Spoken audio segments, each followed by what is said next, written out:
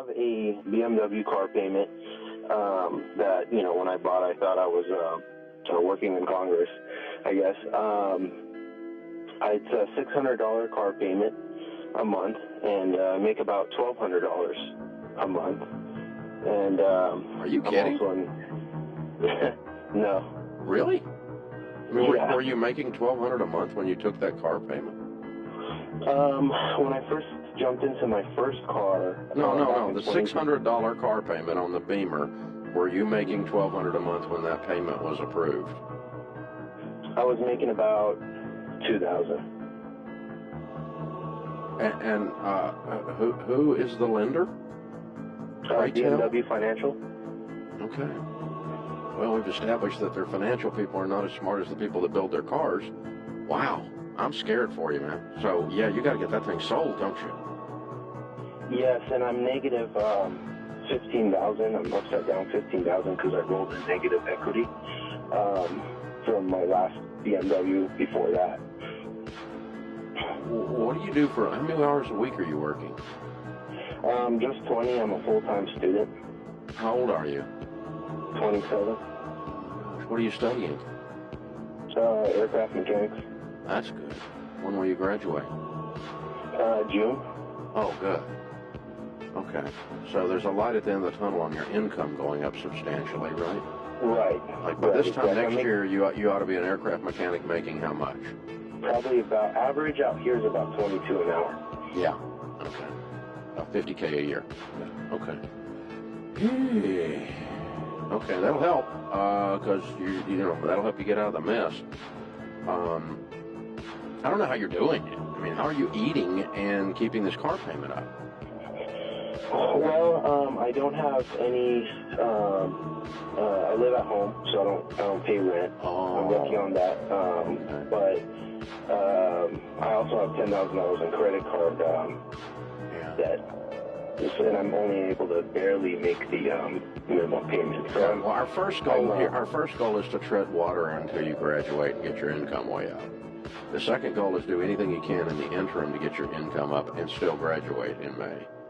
So we're going to have to pick up more hours, different job, whatever, and try to get more money coming in to throw at this mess as hard as we can.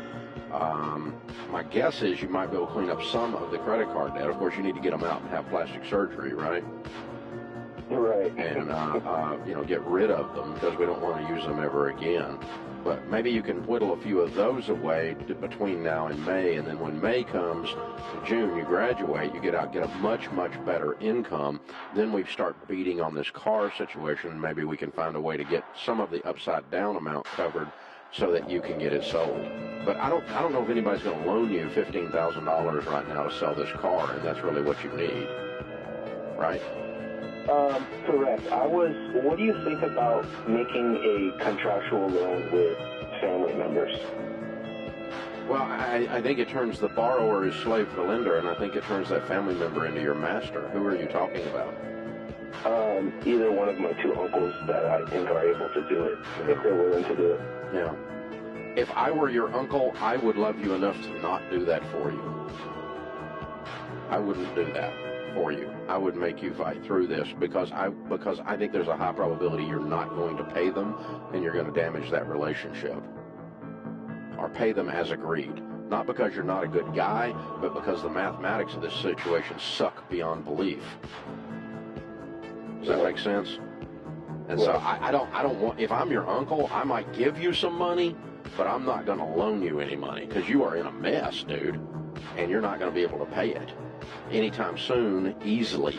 You know, it's just a problem. So, yeah, I'm going to just, you know, do everything you can to increase your income between now and June. And then, of course, in June when it goes way up, and let's get rid of that car as soon as we possibly can.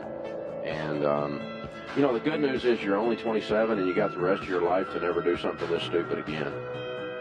I've done stupid stuff. By the time I was 28, I was broke, man. I was bankrupt. And I had zeros on the end of my stupid. You just did one car. But dude, you did it big. I mean, you go big or go home. You did it. And so you got a mess on your hands. But you'll get out of this and you will never, ever look at a car payment the same way again, I hope.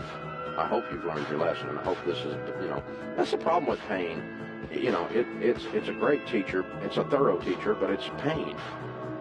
And I don't like to learn that way, and I'm sorry you're learning that way, but dude, you're getting hammered, and it's all because you set yourself up to be the nail. Follow for your daily dose of finance.